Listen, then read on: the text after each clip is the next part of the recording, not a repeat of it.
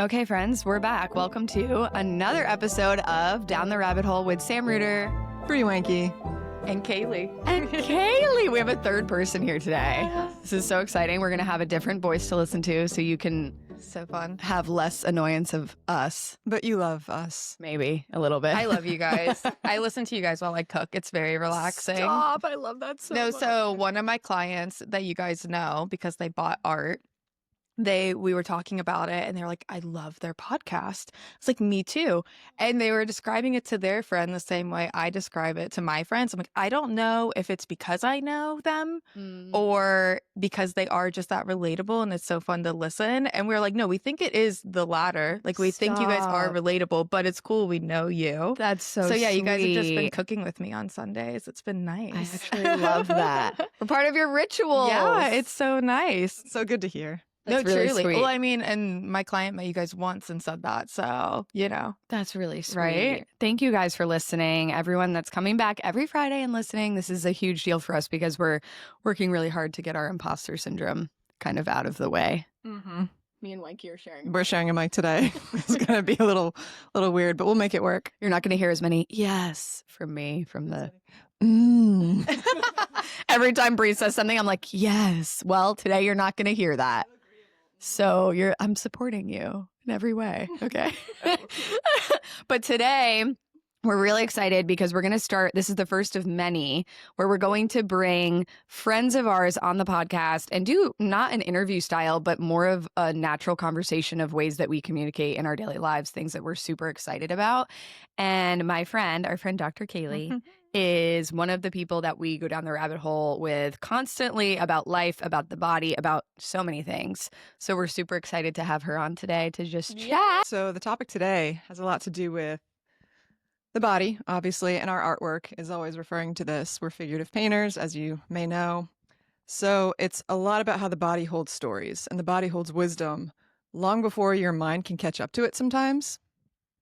A lot of it that I like to refer to has to do with, on a daily basis, like trying to listen into your instinct, especially as a woman. That's something we are stripped of early on. Wait, we have to introduce you. Well, I don't know how long you guys want me to ramble on No, this. ramble. We're But rabbit-holing. the coolest thing that I've learned, so I'm a pelvic floor physical therapist for people who don't know. Mhm. And the coolest part for me is I got into it because I was a patient first, but I found all of my kind of rooted problems started from my childhood, and it took me getting into the field to figure that out. And it is like a protective response of the body from things that were happening at like the age of 6. Yes. And it's crazy that now I'm 27 and I'm like, oh, Just unwinding it. yes, now. I'm just now unwinding it. I'm like, oh, this has been going on for like 2 decades, not just 1 decade. Right. Great. But it's like giving yourself grace because the body is holding on to these feelings that we just kind of suppress and move through life because we don't know And what's what a, normal like, and what's not. Right. Like, what a magnificent. I think that's why we're all so obsessed with it, right? It's like, Mhm. there's nothing like that. Having a body is such a spiritual experience. It's like every single memory, whether it's trauma, whether it's stress, it doesn't matter what it is, like it is stored in your body if you are not processing it. Yeah, truly. I mean, and that comes into even the science side of pain. Like, we learn in PT school the smoke detector. Have you guys ever heard this? Like, your No. body's a smoke detector. No. So, because think about it, right? Like, how many times have you been in the shower and steam turns on your smoke alarm? Like, there's no Right. threat. We're just cavemen with the internet. Truly, people. Yeah. Like, we're just cavemen with the internet. So your body has this like always red alert, right? Because it doesn't know if a bear's coming, a crazy email's coming, Mm. that back pain that you had because you mowed the lawn is coming back. Like, your body's always on guard. And sometimes it's just steam from the shower and there's no actual threat, but your body perceives it as a threat. Oh, it's so fascinating. Versus sometimes there's smoke and sometimes there's a fire and we need to put it out and like go to seek help.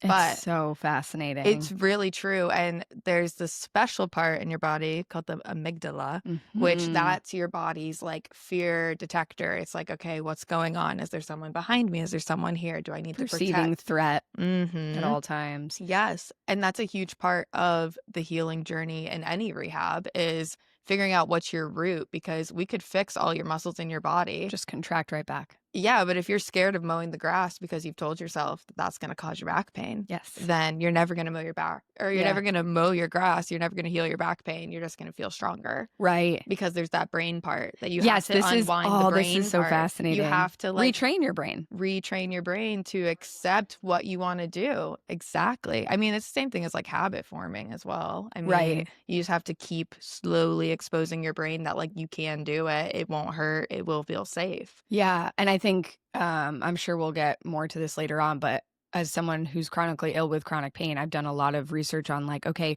what is actually happening in my brain? Because I can't control the pain, or at least that's what I was told. Like, this is just how you have to live now. And the more research I've done on it, it's like, well, the neural pathways that my brain has created is just actually searching for more pain. And Yes. chronic pain actually shrinks the gray matter in the front of the brain. So you're creating like a pattern that your brain is looking for. So once you have experienced pain, you're just going to continually experience pain because your brain is searching for it. Yes. Well, and in that same regard, the pain space grows because your body, like, that's why you hear stories of people, right? It starts as back pain, then it turns into back and hip pain because the body's just like, let's just protect the whole left leg. Like, right? If like nothing happens to the left leg, then like the left back won't hurt. And it grows because people keep kind of like suppressing or stopping doing the things instead of trying, okay, well, let me just try that, but smaller, or let me try that, but with a PT or personal trainer or OT, things like that. It's a whole missing part in traditional therapies, in my opinion, is retraining the brain. I can fix your muscles all day long, but if I don't fix has to that be a paired. memory, yeah, that's not getting to the root of it at Yeah, all. it It's makes so much It's kind sense. of like with my things with childhood.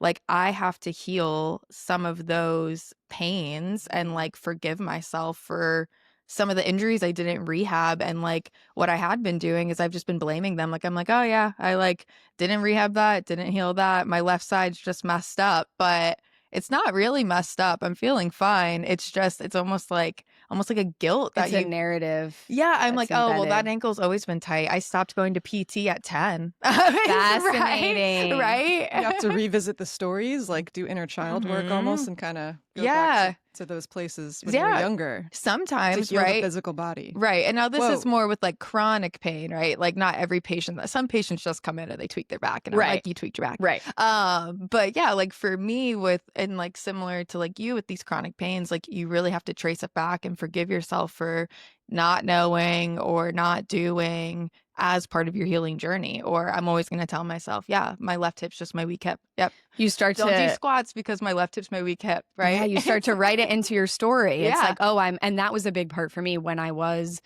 diagnosed with endo. It became a part of my narrative of like, oh, I'm so sick. And it was like, I actually don't want to hold on to that narrative forever because I'm just going to get more sick. Right. It's a huge Which part is of crazy. And they teach you, yeah, similar to like the smoke detector theory.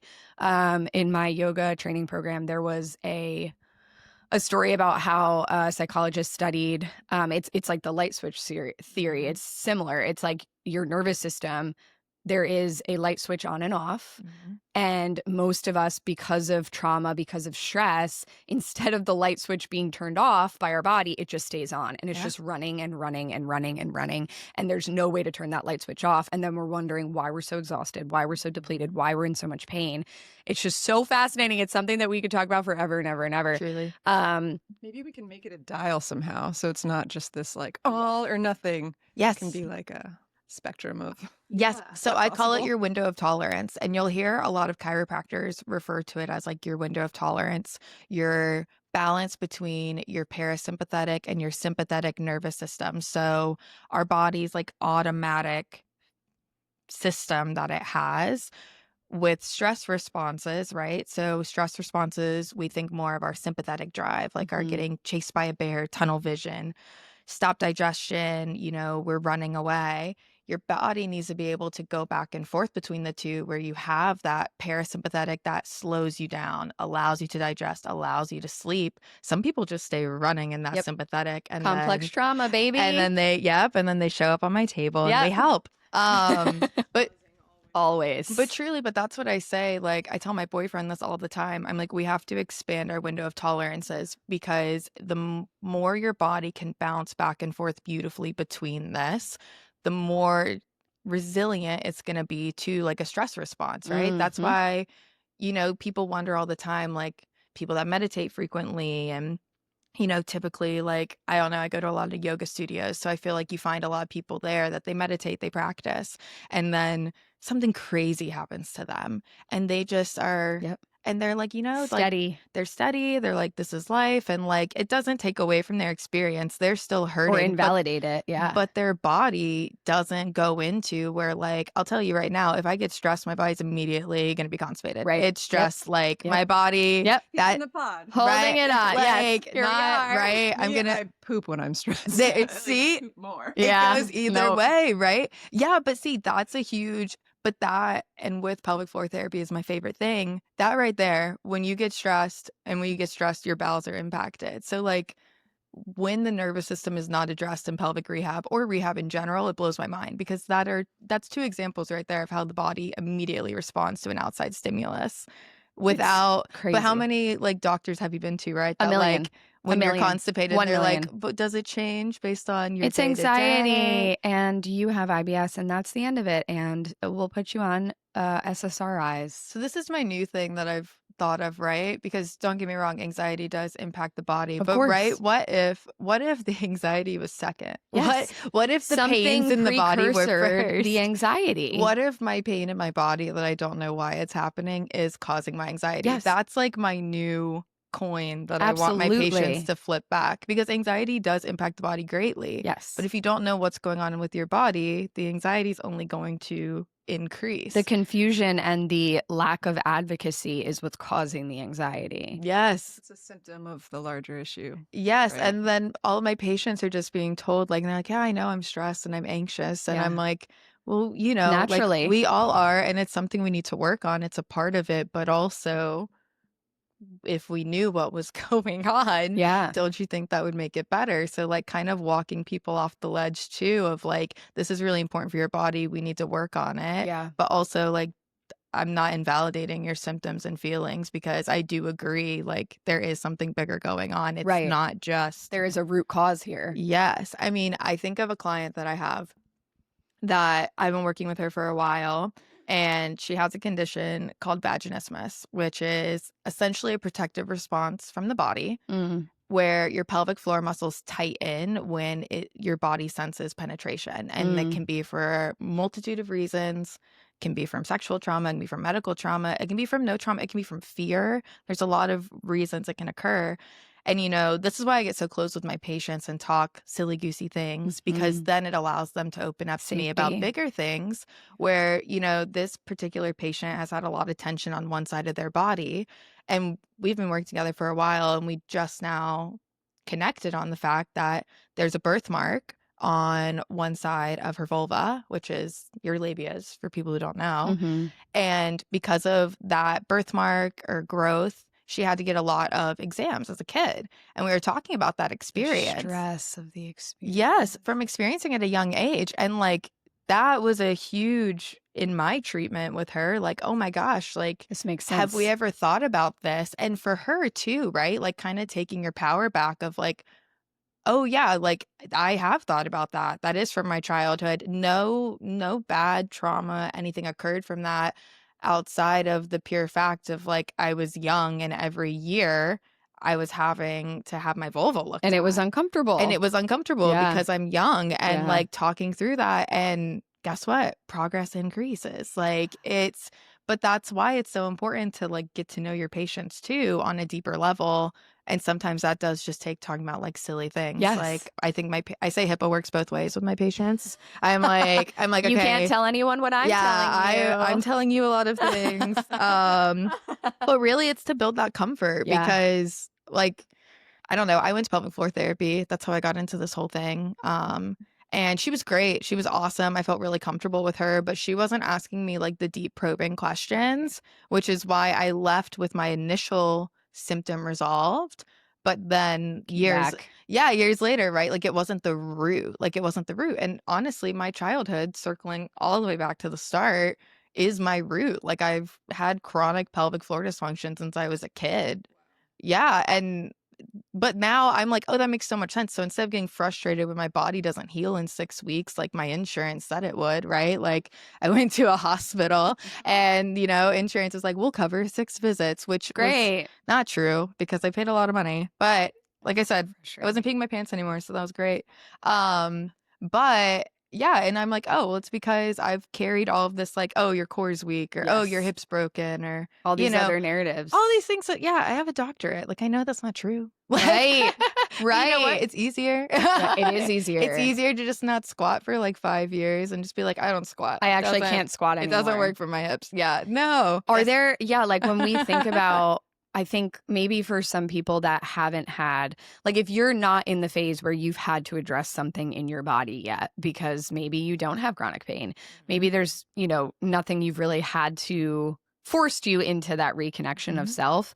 I think it's like really just a simple way to think of it is like there are memories or things that can kind of come back to our body that happen without us even logically thinking about it, whether it's a smell or a memory, and it's just like stored within us. And I think part of that for me, like we were talking before you got here, like a really positive, easy, simple one for me is like whenever I smell like that bar smell, like a sticky, tacky bar, it's actually like a good memory for me because I grew up in a family restaurant, like in a bar. Okay. So I was always there. I was always helping, with my dad's cleanup at the end of the night and all these things. And so that brings up like a really like flooded sense of like safety and happiness for me in my body.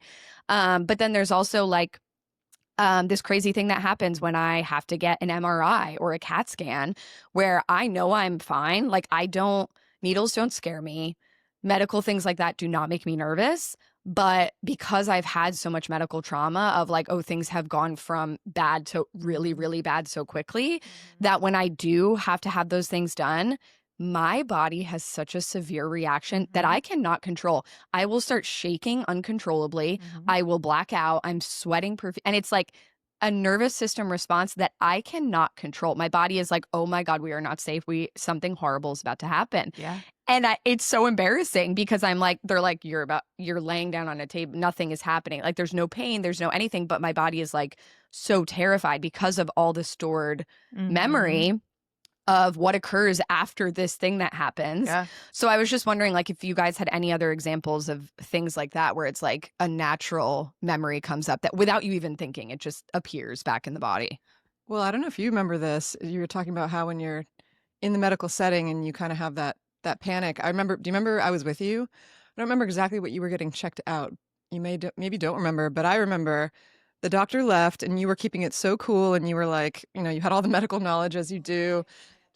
Yes, it was your biopsy. And I was in there with you and the doctor left and all of a sudden, you just started shaking and I was like, whoa, whoa, whoa, whoa. Like, are you okay? And you were trying to breathe through it and figure it out. And I remember I was trying to like take your hand and like give you like a hand massage to put you back in your body because you were like shaking. And I was like, oh, wow. Like this, I saw firsthand like just how much this was having an effect on you. It's crazy. You can't control it. Control it. It's like No. breathing, just a reaction. Yeah. Breathing's not a reaction, Well, but And that's like white coat syndrome. I mean, that's a real thing. Like people's blood pressure literally spikes when they're in a doctor's office because they're nervous about it. Which gynecology every time. same. Same. And And try what to relax, you just can't. it's so hard. And what I do now is I have to write a list of my symptoms. Like as a medical professional, yes, because listen, the medical model we're in right now, it's short appointments. So for me, I know that like from my childhood, some medical things that went on, like I already have a stress response for it. But then you add in like a crunch time where I feel like I have 10 minutes. Yeah, the pressure to tell this person everything and make this worth like X amount of dollars I'm spending. And and then I just like forget half. Like that happened to me at one of my last appointments. They ran only half the blood work I wanted. And I remember I was like, you didn't run. I can't. Like you didn't test all my hormones. Like I can't do anything with this. They're like, oh, you didn't tell us you were having, I forget one of the like 8 symptoms I was telling them. And I was like, oh, so that would have gotten me the whole ratio. And I it's so stressful because you're like, Yeah. So I recommend Notes app and just stare at your Notes app until you get through the whole Notes app. and have them repeat back to you what you said so that they heard you. Yeah, that's super smart. Like, I'm an open book when it comes to all of this, so you're about to learn Same. a lot about me and my body. There is we so- can make a patient we A. are literally this is not me at all. It's someone else. So after my surgery, I'm still in this process of trying to figure out why I'm so inflamed. My body was not the same, and it was just a laparoscopic. It should not have been so hard on my body, but I developed what's called cystitis. I did not know what cystitis was before this. And if you don't know what cystitis is, you're one of the luckiest people on earth, because it is, I wouldn't wish it on my worst enemy. It's an overly sensitive bladder. It is Interstitial cystitis. so painful. Call it icy. Icy, baby. Icy. And it is ISIS, not ISIS, icy, not to be confused with ISIS, but Which pelvic floor therapy is, I believe it's grade A, the only grade A evidence for IC, treating IC, And scientifically proven. that is not Tell something me- that was ever, I mean, I literally, We're proven in research, people. I saw this stitch on Instagram. It was this woman after doctor's appointment, and she said, "Do you believe in physical therapy?" That's what her doctor told her. And a pelvic floor therapist like slid in. She was like, "I'm not a unicorn or like the Easter bunny. I am Like, the Easter bunny, I guess. I'm proven in science to work." Like, but it's like no one, you didn't exist. Like Yeah. was having, it felt like, so if you're a woman and you've ever had a UTI, it felt like the worst UTI you've ever had, Yep. but forever. Mhm. For 8.5 months, I was just in insane levels of pain. I was I couldn't go far from the bathroom because the only relief, but it wouldn't relieve me. Mhm. It was just chronic, and it was because of a variety of factors of inflammation. And the only way I got rid of it was I went on a insanely strict anti-inflammatory diet for 3 months, where like I wasn't even eating salt or pepper. It was wild. But after that, it started like alleviating the inflammation in my body, and I was able to bring it down. But I had gone to so many doctors, including a urologist, and not a single person said to me, "Hey, have you seen a pelvic floor specialist?" None. Like there was literally like, "Oh, there's nothing we can do here for you. Like we can give you pain management."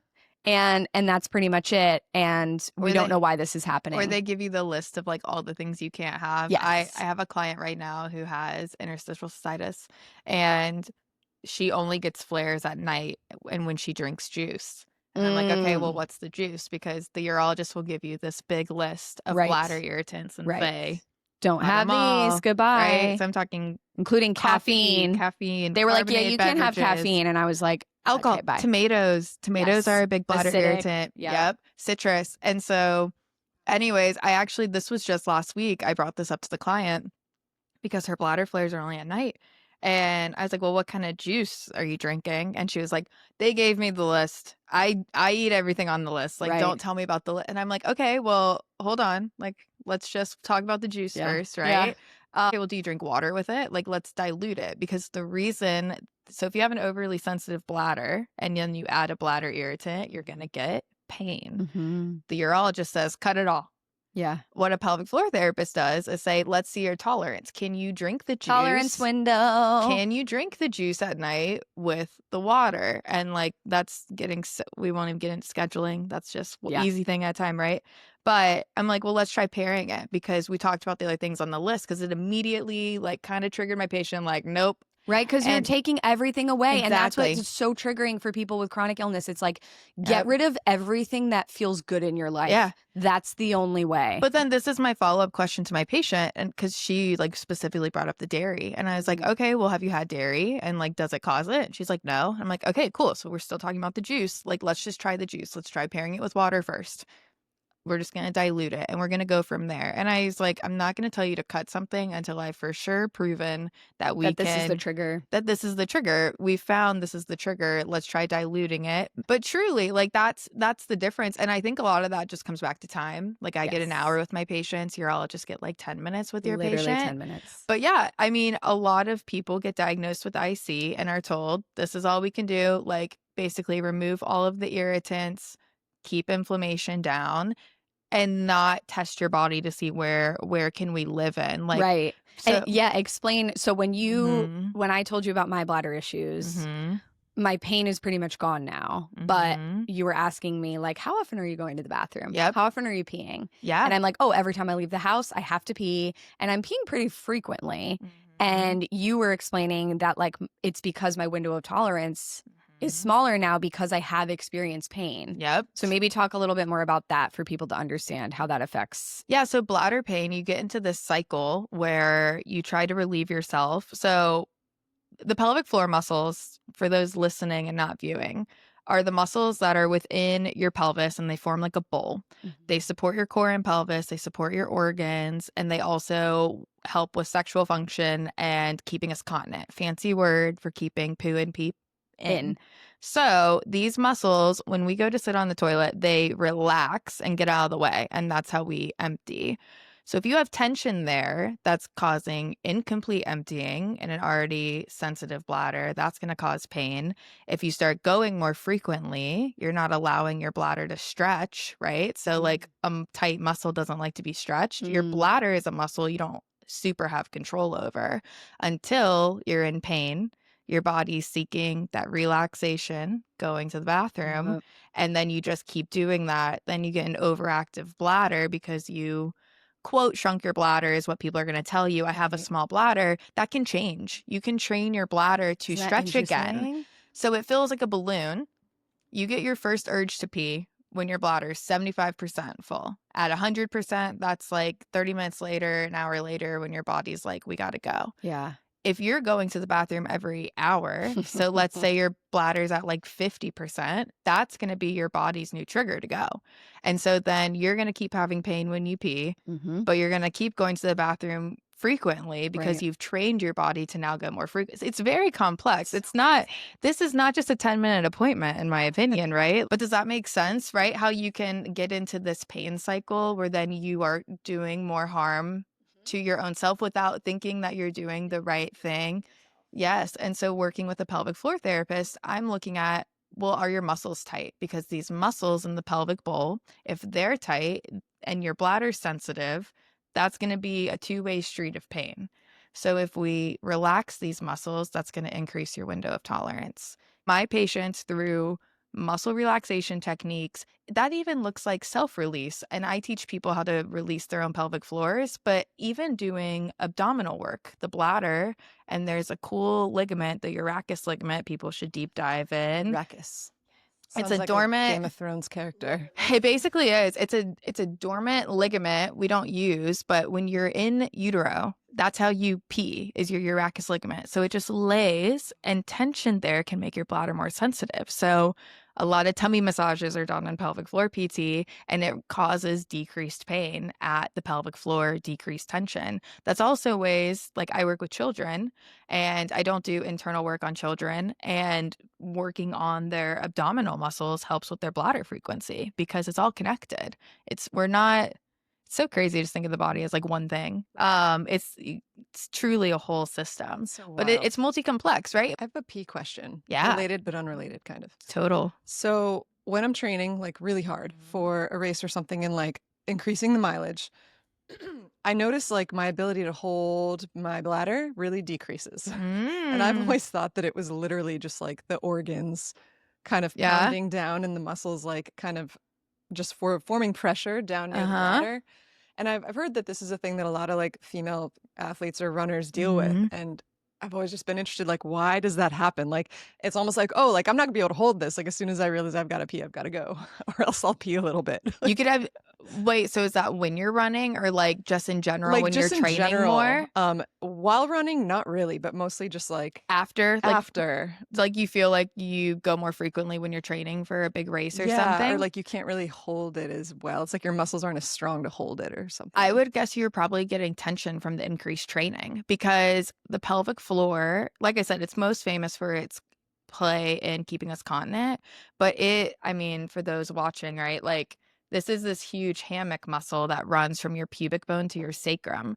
It's the bottom of your core. So we think of our core as just like our six-pack muscles, but the diaphragm is the top and pelvic floor is the bottom, like a canister, like it's supporting all of our organs.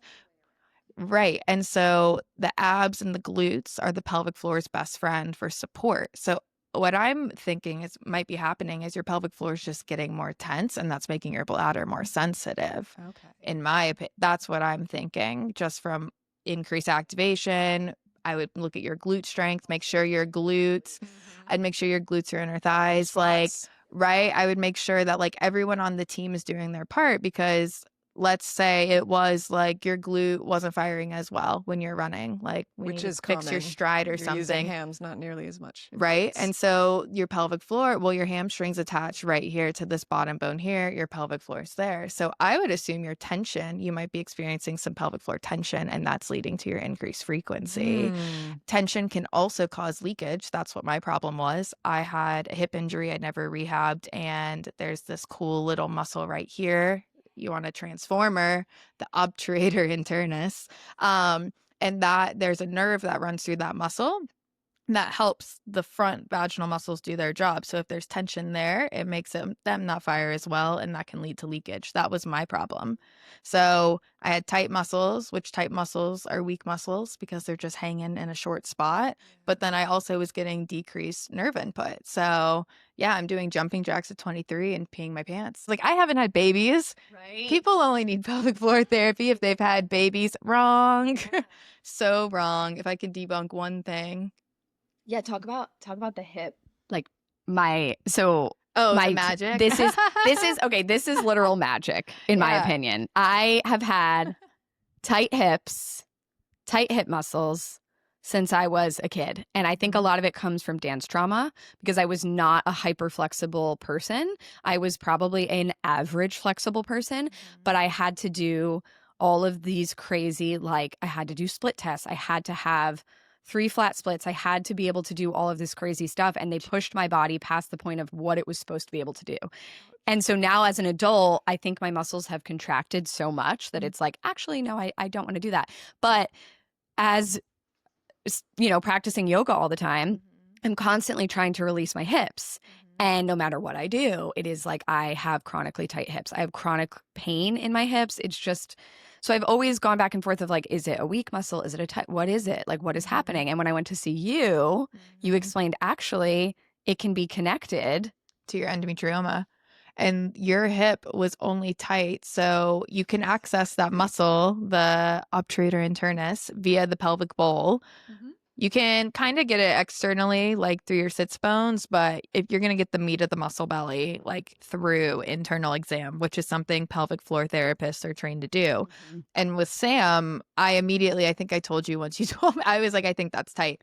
But yeah, because of the increased inflammation on your right side, because I tested your strength, and I always test strength because a lot of women in chronic pain are told, like, you're just weak. Like, oh, you just need to go to the gym. Like, which is probably true to some extent, right? Because if you're in pain, you can't work out. you can't work out. Yeah. But I tell you what, I get people at my table and I test their strength. And I told you, yours was phenomenal. Yeah, you made me a little emotional because I feel like a weak little, Yeah. I can't do anything. But it's not true. I tested your muscles and all your muscles are strong. I wanted to rule that out before I told you that your hip was tight, because then what? Like, that's just another problem, right? Right. Your strength was great. I believe it's the chronic inflammation on that right side. From the endometrioma. I released your hip in like 2 minutes, and Literally. I had Sam. She was on my table in a figure 4, and her knee was like approximately here, and then just did a little pelvic floor magic. Immediately open. Yeah. But truly, I believe that's from the fascial restrictions. You also have, it's more scar tissue on your right side, correct? Scar tissue. Right. So Sam has several surgical sites with scar tissue on her abdomen, and that tightens the fascia. That makes the muscles harder to communicate to the rest of the body. It leads to tension in other places of the body. Yes. And that's what was going on. So you honestly left, and I was like, we need to work on your scars and your coordination. And that's really that's what it is. Talk about the scar tissue, because I know there's women that have had surgery, that have had C-sections, that have had all these things. And when you were looking at me, we were talking about my breath and sometimes how that scar tissue prevents us from being able to breathe in the way that we need to release our pelvic floor, to release that tension. So when you breathe in, you should use your diaphragm muscle. Your diaphragm muscle is kind of like, right? Yeah, it's kind of like an umbrella under your rib cage. So it's kind of like a U, like a rainbow. And then when you take a breath in, it flattens to come down and your abdomen should fill with air. Most of us, especially women, this is something that I've done from childhood. Chest breathers. Right? We're chest breathers because the body's going to what? Conserve energy, right? So the way to conserve energy is it should allow your abdomen to fill, your lungs fill, the diaphragm goes down, and it's totally passive as you exhale. So you breathe in, diaphragm drops, pelvic floor drops. Can you imagine like rainbow? And then it fills with air, Ooh. pelvic floor goes down, you breathe out, air goes out. Can you imagine that? Is Yeah, that making it sense makes for you? sense. So breathe in, pelvic floor relaxes, let it all go. Think about pelvic floor kind of helps send the air back up, right? So most of us, and this is something I realized about myself, like chronically suck in, right? All the time, tight pants, chronically Dancer suck in. belly. So then we don't drop that diaphragm down. We start using our neck muscles. That leads to migraines, headaches, back pain. So mine, and then that leads to pelvic floor tension because if your pelvic floor can never, it's like a sump pump that helps with blood flow and digestion. The pelvic floor is just hanging there tight and we're using our neck muscles up here. All of this is going to get tight and nothing works when it's tight. Or, so that's from chronically sucking in for vanity purposes that I believe I've had since like 10 years old. Which most women do. Sam has surgical scars. And a lot of women with C-sections that don't do scar work because nobody tells them to. Doesn't exist. Yeah. Doesn't exist. You can't fill your abdomen and feel that expansion naturally. So your body takes the path of least resistance. It's going to overuse your neck muscles. Those are our secondary ones that we should be using when we run, right? Like getting chased by a bear. Right. So for you weren't breathing correctly. It led to a little bit of pelvic floor tension. And I really think the root of all of it was your scars. Yeah. Mixed with, we know you have endometriosis that's impacting your body's functions. Right. But like, that's not your root. Like your root is the endo and then your body found these paths and we just have to retrain them. The chronic tension. It's like, it's such a thing. And when you study the practice of yoga and prana is like the breath, the life force of the body, that is such a staple of like a healthy person is getting prana or life force or breath into all areas of the body. They say that like in the practice of yoga, you are fundamentally healthy if you can breathe into all of the areas of the body. And it sounds so woo-woo, but it's like when you actually start a breathwork practice and you're practicing breathing properly, not just this anxious up in the chest breath, 1000%. you can actually fix a lot of the body's root issues. But it sounds too simple almost. Yeah, it does sound too simple. But I mean, even thinking about like, this is the sump pump. The diaphragm goes down and pelvic floor goes down, and then they naturally move back together. That's your body's internal way of like, I hate to use the word milking your like your intestines, but you know, it's kind of like massaging the intestines. It's helping with lymph drain, it's helping with blood flow. That's a natural system of the body. It makes sense that if you master that, then like blood's going to flow better, muscles are going to move better, you're going to digest better, you're going to have better bowel movements, get rid of toxins. Like that comes from breath. If you're holding your breath and not breathing right, none of that's going to happen. The other benefit is going back to the nervous system. Yes. Your vagus nerve, that is your rest and digest nerve, your parasympathetic. It runs from behind your ear through these fancy neck muscles, through your collarbones, through your diaphragm to innervate your bowel, bladder, sexual organs. When you breathe properly and you get that diaphragm to descend, you can stimulate that vagus nerve because it runs through rather than it being a tight surface for it. Also, with the breath work and the vagus nerve, if you are always chest breathing and your neck muscles get tight, guess what's going to get compressed? That vagus nerve. So you're running from tigers again. You're running from tigers again. Your window of tolerance has shrank. I do vagus work on people where I work on their neck muscles, and I have done internal examinations that are incredibly tight, incredibly painful. Patient cannot tolerate. I go up and I'm like, trust me, this is when things get a little voodoo, right? But science. Yep. And I'm like, let me work on your neck for a second. I work on the person's neck. We go and recheck pelvic floor and there's no pain. And I kid you not, there's no pain. Everything is interconnected. And that's not always the case, right? That's not like a magic tool. Like that works when the person's nervous system is being very protective over their pelvic region. It's a very sensitive area. The body's going to guard and protect it more than other places. Yes. It has our bowel, bladder, and sexual organs. Yeah, it's very vulnerable. And sometimes I do that work and it's just for the patient's like comfort, like it gets the pain down some, but maybe the tension's not addressed because we know their tension is coming from something else to access your pelvic floor and feel it. So you can sit on a towel actually for the people at home. If you roll up a little towel and sit on it and you take a big breath in, try to fill it all the way down to your pubic bone, you can feel the pressure between your bottom of those muscles relax and then let it go and they just come up naturally. Just tapping into that for a couple seconds a day, even like a minute, can help with bladder flares. It can help with constipation when you're feeling really stressed out. Yeah, and I think Put your legs up against the wall. this is like a reminder, this is science. It's science, And yeah. I know it's hard because it's like when you are in so much pain, you're very protective over the causation of your pain. Yeah. And you want to be validated so badly. And I think for a while I was like, well, don't fucking tell me to breathe. Yeah. Because I'm in so much fucking pain.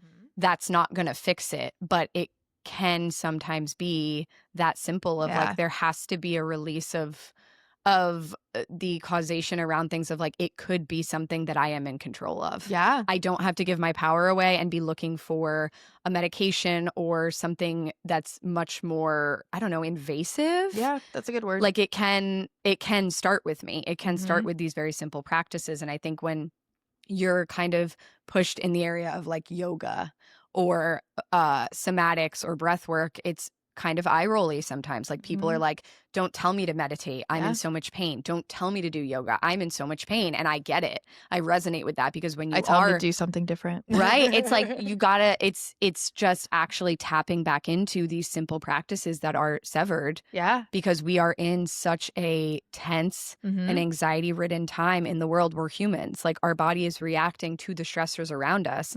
Doesn't make you broken. It's just there are other tools that we can tap into to take our power back. Well, it's also, in that same sense, like science is such a big part for me because, there's a difference between telling someone to breathe because you're anxious. Yes. And like you're in pain and you're anxious to go breathe, right? Yes. And that's why Have you drank water today? Yeah. Have you drinking water? Right? Oh my God. Yeah. But it's also, I like that you highlight that so much with chronic illness because it is like an eye rolly brush off because people don't stop and explain, right? Like The science of it. This is why the breathing works. But guess what? If you're doing the breathing wrong and you're doing It's not going to help. we all go into the doctor's office and take a big breath in and we pull our stomach in as tight as that makes no sense. We are adding air to our bodies and we're making ourselves smaller. Yes. It makes no sense. Once I learned that, it's my favorite thing to point out how ridiculous of a thought it is. Fill your body with air, make it smaller. But oh God. And I've had constipation issues my whole life as a child. Most and again, do. I don't care. I have no shame. So we're going to talk about pooping and Do it. leave me Everyone alone. does it. Everyone poops, guys, except for me. I poop the most. Yeah, wait. I was going to say, wait a minute. Everyone needed to know that. the most. I believe stress has that impact. Yeah, it does. It can have the reverse. You flew out of the bathroom the other day after working with Kayleigh, and you were like, "You guys, Bree and Luke and animals, I pooped so good for the first time in my whole life." And I was, we were your clapping. muscles were doing the wrong thing. Tell them about that. So, My examining. all right. Do this, and I'm like, I can't. So in case I didn't touch on it, so as a pelvic floor therapist, I am trained to do internal examinations. So what that means is with an exam finger, I'm able to assess the pelvic floor muscles internally. This is a huge piece of the puzzle. It is all consensual, and I just have to put that literally in. the safest You explain person. it. Yeah. I'm certified. It gives so much knowledge because I got to see how strong Sam's pelvic floor is and what Sam's pelvic floor is doing. So what I did was I had her say, okay, bear down like you're passing gas or passing stool. And every time she did, her pelvic floor went zoop. I was doing the opposite. She was doing the opposite. It's so common. So many people do it. And we literally just sat there and trained you how to keep your muscles relaxed when you were having a bowel movement. I literally realized that I've been, like you said, with the breathing. Yes. Instead The of breath letting is the air important. in, I'm contracting. Yes. Or when people strain, right? Yes. Like you close your throat, you put a Mhm. ton of pressure Yes. down. Pelvic floor is just not going to relax like a ton of pressure. Its whole job is to like keep things Hold the in, pressure. right? So you have to let a little. And I'm off like, the oh my top. God, why am I not pooping? I'm literally contracting my Mhm. pelvic floor tighter. If your abs are tightening and getting smaller, your pelvic floor is most likely tightening and getting smaller. They're best friends. They're connected. So I've literally been pooping wrong my entire life. And I came out after I worked with you and I was like, I just pooped And then you texted correctly. me. And I texted you and I was like, I just pooped correctly for the first time in my life. It I- was huge It for is- me. This is what I'm saying, right? Like these are such taboo topics. Right. But the most, like I have so much fun when people come in because it's so important. Everyone knows how uncomfortable you are when you're constipated. So Everyone knows uncomfortable. how annoying it is to sit there and strain and be like, I didn't get it all out. Yep. Or you just feel like nobody likes a bad poop. No. Like, people don't want to talk about it, but nobody enjoys It's bad poop. miserable. It's miserable it. being constipated. It's like It's so miserable. And the it's so worst bad. feeling. God, I could your ramble on gut. the gut brain. I mean, think of it this way. I tell my patients with the gut brain axis, right? Because there's so much we can do there. There's neurons in your gut and they do so much. When you take medicine, where does it go? To your stomach. And your gut then tells your brain what to do. That right there is the gut brain connection. That's why the gut is so important for mental health, for how your body's feeling, how your body's regulating. It's a direct connect to the brain. So yeah, fixing your constipation can help so much. Like honestly, I think that's probably the biggest thing I've learned in pelvic floor is like constipation's the root of everything. Like there's this woman, Michelle Lyons, she's like a huge pioneer, especially for endo. And she always says that. She's like, it's constipation. Like always it's constipation. Rule out constipation until proven innocent. Barely. Like barely. Constipation until proven innocent. Yeah. That's me. No, truly. But I mean, even like I work with kids a lot, typically for like bedwetting or like leakage during the day. And it's always constipation because it's best friends with the bladder. So if your rectum's always full, it's going to be tapping on your bladder, making it go more. It's so complex. It's so specialized too. It's so cool. It's like a big puzzle that I just get to figure out for every single person. And like the normal model is typically, you know, like if you've gone and had a colonoscopy and they've told you it's normal and you're still having problems, or an endoscopy and they tell you it's normal but you're still having problems, it's not a top-down problem, it's a bottom-up, right? So if these muscles keep everything in and you can't get it out, and the medical doctors have proven that there's no problem with the in-between, yeah, you can't get it out, it's your pelvic floor. You're not normal if you're having symptoms. Find someone that'll help. I'm telling you, a pelvic floor therapist will listen to you talk about anything. I've treated shoulders, but to me, it's hopeful because it's the why, right? Because that It's takes so away. logical too. It takes away the fear. Makes sense. It takes away the fear. Like I woke up one day and now I'm having pain with sex. That sucks. Yeah, is that forever? When is that going to happen again? Like, and I'm like, wait, no, actually, you didn't tell me about that foot. Yeah, oh yeah, I was on crutches for like 6 months. I'm like, well, that makes sense why the left side of your body is functioning differently. Yeah, but it's just time to listen and connect. Like, I mean, how many other providers are going to have that much time to sit there and talk? Just I think that's the problem. go to a physical You need therapist. to hear the whole story. and Yeah. No one has time to do that. Truly. Yeah, nobody has time. Insurance. I mean, I work for a cash-based practice, which sounds scary, but I feel like it's important to highlight. The most you'll pay is what you pay us on an appointment. And then we provide you with super bills. Well, people get scared because they're like, well, what if I don't get money back? Or what about this? I went through an insurance model. My full root did not get fully addressed. My symptoms resolved. My therapist was great. So I'm saying this because I don't think it was on her for my lack of true healing. My insurance said, yeah, fix her in 6 visits. Okay, well, muscles take a minimum 6 to 8 weeks in the science to make a change. But I went for 6 weeks and I got all my bills back and I was paying like a $20, $50 copay. And then based on the billing, insurance doesn't cover pelvic floor therapy, especially not 5 years ago. And so then my bills were, I think I was paying $220 a visit. Like, find a provider that makes you feel heard. and takes the time to listen to you. I get to be with all of my patients for a minimum of an hour, uninterrupted, total, and I'm not worked down, bogged down with other patients either. So find providers that listen. I think that's important. Cash base is scary, and it's kind of the medical model switching a lot. But if you feel like you've been dealing with a lot of chronic pain, invest in yourself and find a good therapist that's gonna. Don't just put off your body to like be in the right moment. It's never gonna be the right moment. Which And is what I feel I've been like doing. I feel like, and what you helped me realize I've been doing. I Yeah. mean, I've been medical providers, probably the worst ones. I've gaslit myself for the last 10 years that this hasn't been the same thing, like over and over with my chronic constipation, my history of pain with sex, my pelvic pain that's random. And Mhm. I do a great job of managing it subconsciously because I know all of this. And then when I don't manage it, it hits me and I'm like, what is God, this? how did this happen? What is this? Right. And it took me messaging Sam and she was like, you have pelvic pain too? And yeah, I was it like, was the first time you had ever mentioned it Yeah. to me, and I'm like, hello. yeah. And I was like, yeah, it's kind of like why I'm passionate about it, I guess. Which makes so much sense. But more now it manifests where I'm like so passionate about it for others that you kind of forget about yourself. yourself. Listen, There's no point in not learning how to heal yourself. It's giving your power away again. especially from the chronic illness standpoint, Yeah. right? Like with our endometriosis group that we host, like we've talked about making like bingo cards of like different self-care things you can do, or even just the tip sharing that women have with each other. I mean, we've even been sharing tips now on like mental health and how to Yes. manage like ADHD symptoms and OCD symptoms. And that's huge and empowering because it's so multi-complex. There's not one size fits all. Why I won't really need to get on the whole pelvic society like social Yes. club, my pelvic Yes. social club that I started, because that's what I want. Is I want to create one, I want to be a resource for women, but the main goal is I want to connect women that can talk about what's going on, share tips, share doctors, right? Yep. Because that's daunting. And I Yes. understand what we were saying earlier, but you are not alone. You deserve a provider that Is going hears to you, advocate for you. regardless of what that looks like from the like financial side.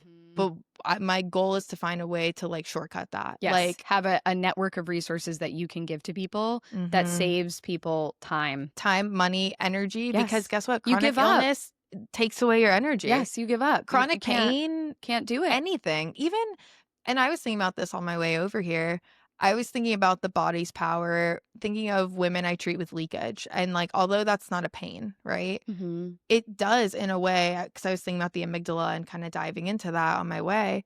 But my women who have leakage are constantly looking for a bathroom. Yes. They're constantly looking for a bathroom. They're constantly scared they're going to pee Exhaustion their of pants. that. Yeah. And the About it. yes, and the stress and anxiety of like having to worry, and that's not even someone that is in chronic pain. That is someone who's fearful of peeing their pants, which I get it. I was there. Yeah. It sucks. It changes your life. Yeah, and so I got like with that too, you know, like don't minimize your symptoms. No, it's not normal. Find someone that can help you and get ahead of it early before, you know, you're unwinding. Everything's fixable in my opinion. Like Before your appendix ruptures, maybe. before your appendix. But you know, you only know what you know. Yeah. Yeah, I don't need you it. didn't even need it. Wanted to come out. Just get it out of there. I don't want it. Did you keep yours in a jar? No, you think? Okay, this is the frustrating thing with the medical field. I want to know what's happening. Every surgery, literally every surgery I've ever had, I'm like, can I keep it? Like I had this weird tumor removed like when I was 19 and I'm like, can I have that? Is that just a thing from TV shows? I don't know. I don't Can know. You keep, it's yours. No, they keep, that's what I said. I'm like, isn't that physically mine? And they're like, no, we can't give it to you. And I'm like, You're going to sell it on the black market. I don't believe you. Yeah, like why do I want that? I want that. It's mine. I want to keep it. Luke bought me a, after my appendix was taken out, he got me, thank you, my little appendix keychain. It sits on my key ring. Oh. It's very important. That's my appendix. I was going to ask, what does it look like? A kitty cat? It looks like a cat. It does kind of, it just sits at the bottom and it's just like a weird dangly little creepy organ. Look how weird it didn't is. know what the appendix looked like until, does it have eyes too? Yes, it Yeah. has little eyes. But I don't know what this company is hilarious, but they have all different Yes. organs. We're buying some. They're so cute. We're buying some for the pediatric stuff. I need a colon to show kids. Luna is very enthralled by while my. I'm pushing on their Yes, stomachs. it's fun to be like, look, I this have an is anatomy apron. the It's very fun. that to is put- very to put cute. them on the yeah. See, if I saw you as a kid, I probably would have no. Same. My parents would have to bribe me to poop as a kid. They would literally have to bribe me because I hated pooping so much. Was it painful? That's probably why. I have no idea. I don't remember. That's not normal either. People But, at home. yeah. Literally be like, come on, Sam. I remember I had like a prize chart. Like if you poop, you get to go pick a prize because I was just straight up not pooping. Aw. Luke is laughing. I'm the same. I'm still the same. I can't Luke's poop. like, that's why I have a prize chart. Yes. Luke's like, that's why I get you these little treats and trinkets if you poop. I mean, if I travel, forget it. I'm not pooping for 2 weeks. When we travel, sometimes I'm in the stall next to Sam, and it's like, breathe. Are you massaging your lower pelvis? Massage it. Come on, breathe. And sometimes it works. There's like a little bit. to poop. Now you know how to poop. Now she knows. Thanks Put to your legs Kayleigh. up against the wall. There's a lot of things you can do. Also, magnesium citrate has been helping. Yeah. Magnesium's great. Yeah. Magnesium's awesome. Massage, bowel massage. Everyone should get their tummy massage. America's like the only place that doesn't really do that. The shame again. It's a shame thing. Oh my God. Yes. Love all my patients, but the number of times I hear, you're just massaging my fat. And I'm like, I'm not massaging your fat. I'm massaging your fascia. I'm like, it's not your fat. Like we check that at the door. Like, in pelvic floor, You have a body. You're allowed to have a body. you're allowed to have a body. Everyone's ashamed of their meat suit. Everyone. How do we fix that? Oh, the way that I check in with my sucking in my stomach is if I'm at a stoplight. That's how I fix that part. So every time I'm at a stoplight, I check to see if I'm holding in my stomach and clenching. That's also a stress response, not just a vanity. Your body tightens to protect. Coffee maker. A bomb. Oh. It's very odd. Um, You gave me a little straw. Yeah, I did give you a straw. It stretches your diaphragm when you inhale through a narrow surface. Yeah. Interesting. But yeah, so I find like when I stop at a stoplight or at like a stop sign, I just check in to see if I'm gripping. And that's something you can do for your nervous system in your body. See if you're clenching your jaw. That leads to pelvic floor tension. If you're clenching just like if you're just holding tension, like nothing works like this, right? Like Yeah. if you just really think about that, nothing really works like that.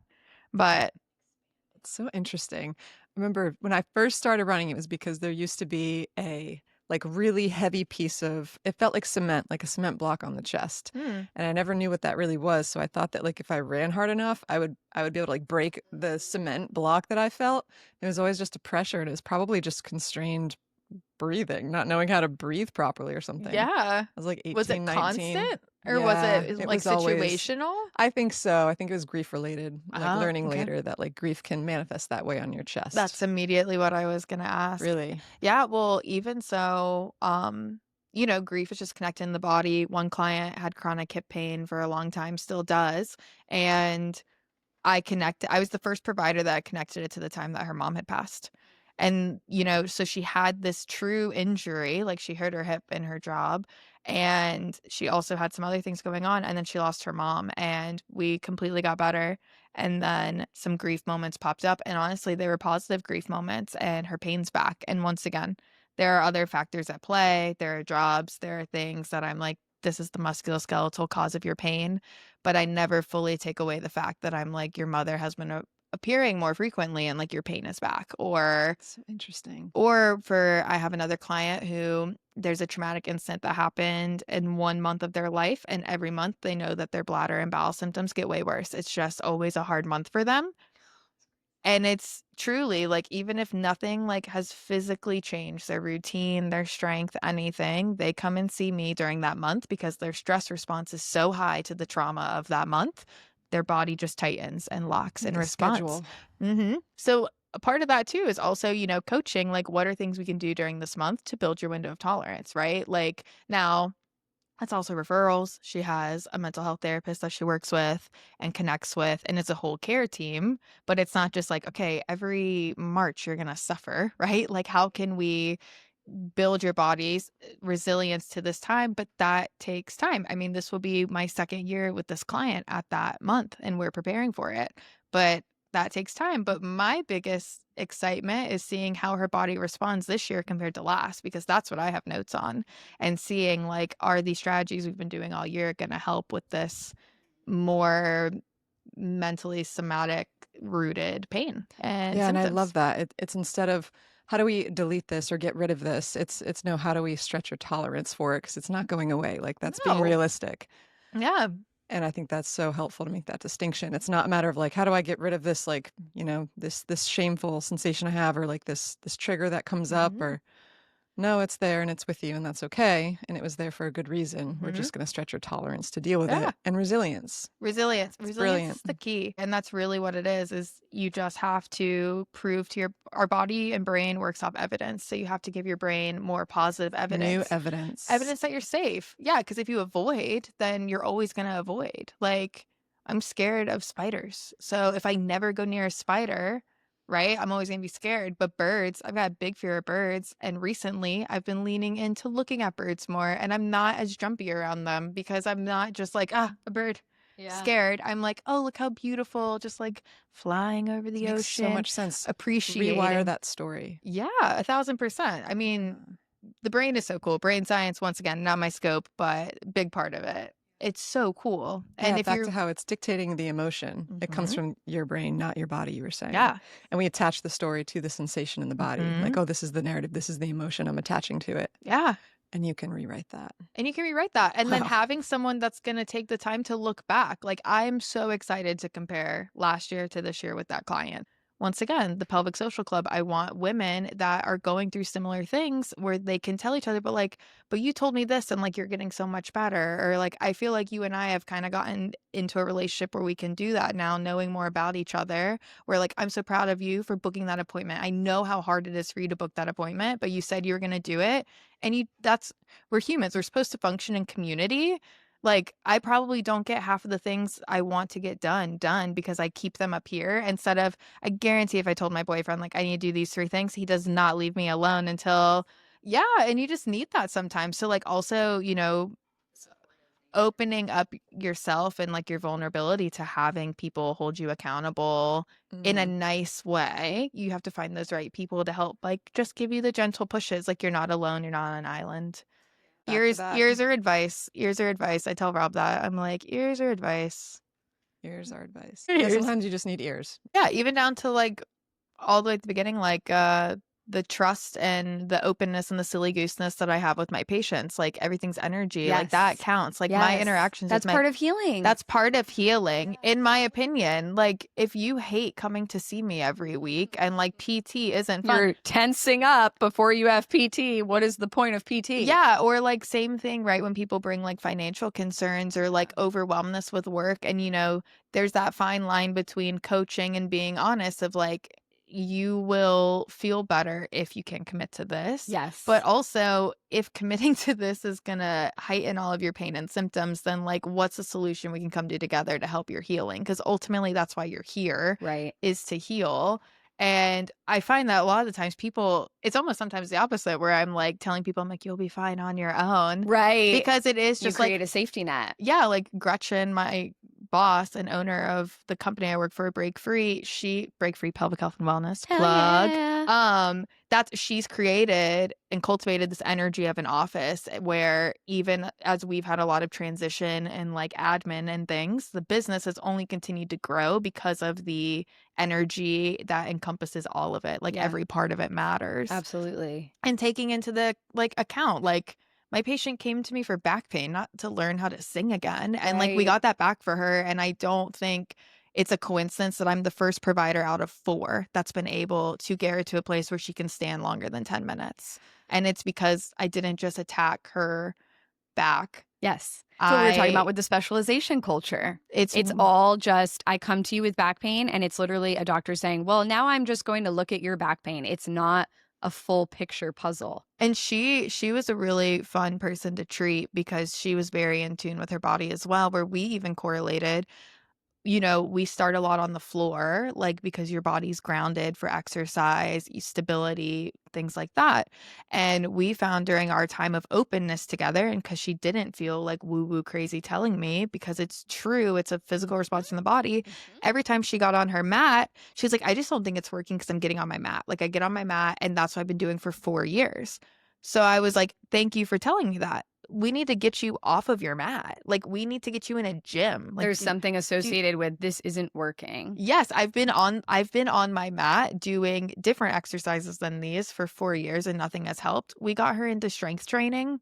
Incredible. Like And it's what just you're gentle strength training through an app that I recommended, run by a PT that I highly recommend, who modifies for Yeah, give the app name. Evlo Fitness. Evlo. It is a little pricey monthly, but Dr. Shannon is like someone I look up to a lot. She's incredible. She had chronic low back pain and created this whole weightlifting system for all people with joint pain, or without joint pain. Like honestly, I loved it because it started and ended with breathwork and mobility, and then it was strength training in the middle. I could do it in my living room. I could do it at a gym. It was really nice. We got my patient on that program. She'd come in with me and we'd work on specific exercises that maybe didn't feel good, ways we could modify.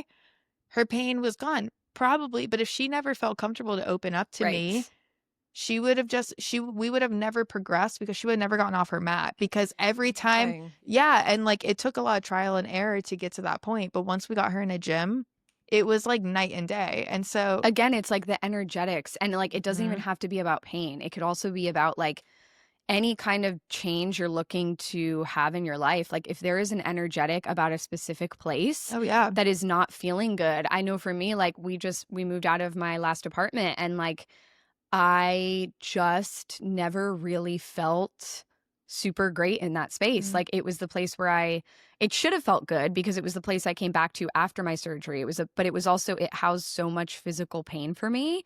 And being in the energetics of that constantly, it's just this subconscious thing that you're carrying around of like, I don't know, all I felt here is pain, or associating it with something negative. I'm just such a big believer of like, if you can change the environment that is causing some strange energetic pull for you, do it. Because it's going to be impactful. And it doesn't even have to be around illness or pain. I mean, like if we're talking about motivation, if there's a space that you are in and you are finding yourself not motivated, change the energetics of your space. Like you need to find a new narrative and a new space to hold you, I think. No, 100%. We just rearranged our dining room to make it like an art space because I was so tired of taking my art supplies in and out of our closet and sitting on our couch. And like, I love our living room. It's so cozy. I cannot be productive in there. And I was getting pissed because I wasn't being creative because I was exhausted. Now I have a desk. Oh, it's great. I leave what I'm working on. It's so nice. But it took changing the space for me to do it instead of just being pissed off at myself for not wanting to create after a long day of work. And it's like designating a space for it, having it set up, all the stuff's left right where you left it before. You can come back, pick it back up. There's so much value in that. So much value. Creating. Oh my gosh. It's like sacred. Shoving it in a closet. Oh my God. You're like, I'll pull it out every time. You won't. No. You really won't. Or it just sits on my footstool like the whole time. Yeah. It just like stares at me from afar. I feel like the bedroom is really a sacred space too, especially if you have trouble sleeping, which I typically don't, but like no TV in the bedroom. I leave the phone in the kitchen, like plugged in just to try to like, reduce screen time, but like making my brain know that like it's for sleeping only or reading and no screens. Luke's like, yeah, and I think that helps a lot. It just trains you that like this is where your body is going to rest. And I think that's a good thing. People have hard time sleeping, not naming any names here, but I've gotten better. The brick. I've been looking at that brick. I want a brick. highly recommend the brick. I want a brick. Sponsored by Brick. Like, come on, Brick. I'm like, it seems fantastic. Yeah, no, but also too, just like making things more physical. I think that that's helped me a lot, like outside of obviously what I do for a living. But I've always said I'm really thankful for my symptoms because I truly use myself like as an experiment, right? Because I'm like, well, I like, it's so funny because I'll sit there in pain and I'll be like, like, just like this sucks. I'm like, why don't you try something that you would recommend that you do? And then it's cool when it works, right? Because then I'm like, oh, I can tell my patients. Yeah. Right. But that's making it physical. Like I put things out now. Like, I think that's the overarching theme of what we were talking about. It doesn't all have to be planning up here. Like, make it easy for yourself. Like, you're having a hard time going to bed, put your phone far away. Like, you have a hard time staying off your phone.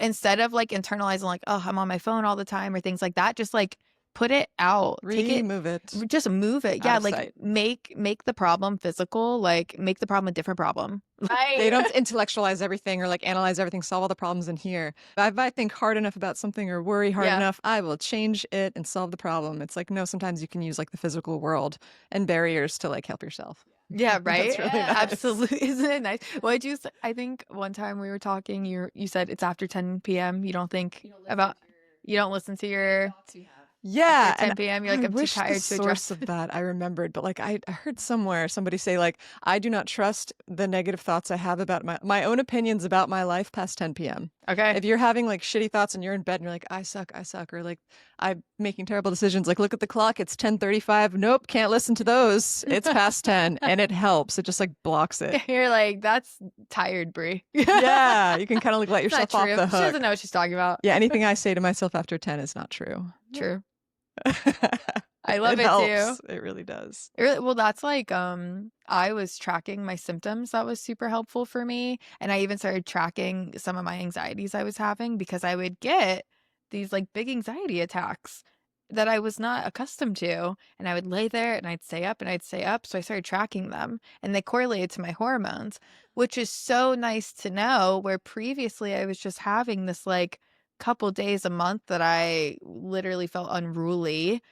And now I'm just like, that's not me. That's my hormones. I know what this is. Yeah, It doesn't Oh, that's so take nice. it doesn't take away the fact that it sucks, and like I call them my Eeyore days, but it does take away a lot of the frustration when I know like yeah, so tracking, that's like another idea though, right? Like making things physical, because sure enough, I had one of those days, I think 2 weeks ago, a week ago, pulled up my app. It was right in the start of my luteal phase. And I was like, this is the day that I traditionally feel like this. And so I'm going to go and I'm going to have enough energy to treat my 8 patients. And that's what I'm showing up with. And I'm going to come home and I'm going to do only the things I want to do and have low expectations for myself outside of providing the best care I can for these 8 patients. And then that's it. But Being honest with yourself. But I would have never figured that out if I did not track my symptoms, make it physical, because what was happening prior to that was I was having these episodes of anxiety and I was like, it's what I'm eating. It's this, it's that, it's this, it's that. And then 2 days later, I feel fine because it's a chemical change in the body. And I'm like, oh, that was just a fluke. Have I not solved all of the world's problems yet? And now like I'm pissed about it today. No, it's just, sometimes things are off in the body and it's going to get better. Track it, make it physical, write your feelings, track your story, track the positive. In that moment to also realize that it's temporary and like recognize it for what it is. Like you're saying, it's your hormones. Instead of like sometimes when you're in that space, you're like, this is me now. Yeah. This is the new me. This is what this is my life. And it's like, no, it's not. You have like maybe 2.5 days left of this, maybe, and just schedule yourself accordingly and be a little nice to yourself about it, because like we see this every month. This isn't new. This is not this the isn't day. like you forever. When you're on it, you're going to be on it again. You'll be strong again. You're fine. This is not the day I'm pulling out my budget. Now, but... Yeah, it's not the day I'm like, I'm super stressed. Let's figure out what's going on. Let's go on a 20-mile run. Yeah. Sometimes that does help. Sometimes it does, right? But and then when it does or it doesn't, you document it and then you know how to help yourself. But yeah, you just giving yourself grace, knowing that's not normal, but like you're gonna be okay. Just getting yourself on the right track with the right care. Okay, that's why I was so like, we gotta check. make sure they're okay. So we have been going for over an hour now, and I Time think flies. we're probably not. I think we're just going to keep going because this is how our normal conversations are. Whenever we're together, we can't. This stop. is how the first time I met Brie went in the coffee shop before your first podcast. I know. This was literally You're just how it went. going and going. Yeah. Yeah, we We can't really manifested stop. this from that moment. I feel like We absolutely did. So I think we're gonna take a break and Okay. end it here, okay. and then keep going so that everyone can continue listening. So we're gonna to end the episode. We're Okay. gonna do our what are we going down the rabbit hole on this week. So Dr. Kayleigh, what are you going down the rabbit hole on this week? I've been going down the rabbit hole on Taylor Swift's engagement. We're so happy for her. My patient, such a moment in womanhood, I feel like that Yes. day. My patient walked in at 1:00 and she came into my room screeching and she was like, I'm so sorry. Taylor Swift is engaged. And she's just like texting all of her friends. And she's like, I'm so sorry. And I'm like, can I go tell my boss Can real I quick? actually go And- talk about this to someone? Yeah, Thank and you. I literally ran outside and I like yelled to my other coworkers. I was like, Taylor Swift is engaged. It's and, the best. and we all cheered and we all celebrated. It was a true moment, I feel like, just of everyone feeling happy for this person. Yeah. So I've been going down our very that. close friend. Yeah, our Taylor very Swift, close friend. Yeah. who is definitely going to invite us to the wedding. I- It's a totally normal relationship. Of course. So yeah, I've totally. The honorable maiden in the wedding. I don't know if you guys know that. Ooh. I don't know. TBD. I'll be sure to let you know. Let me know Very what you... poetic though. Very poetic. Very poetic. And I think, yeah, it's just this, yeah, what a crazy to see someone, because we see so much of ourselves in her, I think. Yeah. Every woman sees themselves in her and, Yeah. and what can be accomplished when you actually hold out for someone that respects you and respects the power that you have. Yeah, I also just love the whole waiting. I feel like Mm. I'm in the realm of like so many, in your 20s, people just think you have to have it all figured out and like find your partner. And I'm 27 and I've never felt like that, but it's definitely It's a hard. Like pressure. there's a huge pressure that I can feel with like my peers and my friends, that whether it's said or unsaid. So it's just cool to see a huge light on like she just waited and Yeah. like worked 'Cause and she's what, had 35? friends. Yeah, and just and it happens and that's great. And like it didn't matter if it was 35 or 25. You know what I mean? Like Yeah. she's probably much happier that it's now. Yes. So, I love it. I love that it was just such a girlhood moment. Yeah, Everybody was just big so girlhood. excited. Yeah. Big, good vibes. Yeah, for all it's like of a us. little touch of the Eras tour back or something. Hell yeah. Felt a little shot of that dopamine real quick. Yeah. Back to Eras Tour summer. Okay, Yeah. Wanky, what are you going down the rabbit hole on? What's my rabbit hole? Well, this time of the year, as we get into the fall and the autumn, I start to feel a little witchy. Nice. It is. It's my favorite. So I don't know if this is as cool as I think it is, but I'm making a big, huge jar of fire cider. Cool. No. I found it Laguna Kitchen. That's her Instagram, Laguna Kitchen, I'm pretty sure. She found this recipe for fire cider. It's like super spicy. It's apple cider vinegar. It's like pomegranate. It's a bunch of citrus. It's a bunch of herbs. It's like rose hips and elderberry, and it's all really preventative. Luke's gonna hand us. Oh, Sam was like, "What is this gonna?" What is that? What is What? that? Also, That's the elderberries. It looks like what is this? looks like They're so fruity tough. pebbles. Yeah, I have to Oh, get a new okay. mason jar. Oh, okay. It's sealed, but it just is a pouch. I thought it I was don't know. a part of Pay the no process. attention to the method. Don't look at the method, Luna. It needs to. But anyway, it's something that you Safe. make and you put in a dark cabinet like you're a witch in medieval times. Love it. And then like for a month or a couple weeks or something, probably over a month, you want to let it all seep into the apple cider vinegar, and it makes like, then you strain it and then it makes like little shots, and you stick it in your fridge and you do shots of it every morning. And it is spicy. It's going to have like ginger and turmeric, horseradish, tastes kind of like spicy pickles with fruit. I don't know. It's maybe it's not as delicious, but I like it. And I feel like it keeps me healthy. Yeah. What is the? It's an. Yep, it's immune booster, and it's like anti-inflammatory, all these different properties. It's going to have, thyme and rosemary and a bunch of good stuff. And you don't know it, but you're getting a bottle of it for a home, welcoming home gift up in Boston. I do. I like to make little bottles of, and you'll probably get one too, Kayleigh. Thank you. Because this is going to be my new deep dive. I'm like, Yeah, all it's into the fun to like witchy. make I your love own the witchy. medicine, and I Yeah. don't know shit about shit, but like I know a couple things, and I'm just like, well, you know what I heard on I'm just throwing it podcasts? together. Do you want cells of vegetables or cells of Doritos? Like what you put in matters. So Yeah. you are making your own medicine, Yeah, but Doritos are still good. But those are good. Yeah. but when you think of it that way, you're making your own medicine. Yeah, preventative medicine. I don't know, and I don't get sick that much. Maybe that's why. Maybe how long have you been making it? Past 2 years. And like you make a huge ass jar like this, things like a quart. I mean, it lasts like a couple months of taking shots every morning, like a little half shot, 'cause it is potent. It's very spicy first thing in the morning, but yeah, and it's like red, it's a bunch of pomegranate, like it's delish. Yeah, it just feels healthy. So Nice. yeah. Rooter, what's your deep dive? What are you going down the rabbit hole about? Tell the people. Thank you. 2 mics. I'll just stick with the Taylor Swift theme. Yeah. We got her new album announcement, and if you know me, I love Taylor Swift because I think she is the greatest artist of all time, not just in the sense of like a musician, but I literally am obsessed with her brain. And I think she is so underrated in terms of what artistry can look like and the intention that can go into artistry. And because she is a woman, she is typically, it's just downplayed as like, oh, it's this silly goose pop music thing. But I think it stands for something so much bigger than that. And it's just always been really inspiring to my own creative career that like I can be intentional with every single thing that I do, from symbolism to like what my work means and the meaning that people can find in it. And she's always inspired me in that way. And so we're getting this new album called The Life of a Showgirl. I have again, this is me maybe thinking too much into things and people can like roll their eyes, but like I have this theory that it is basically going to be a performance art piece on the darker side of what it looks like to be a performer your entire life and what happens when we force people, especially women, into these roles of performance.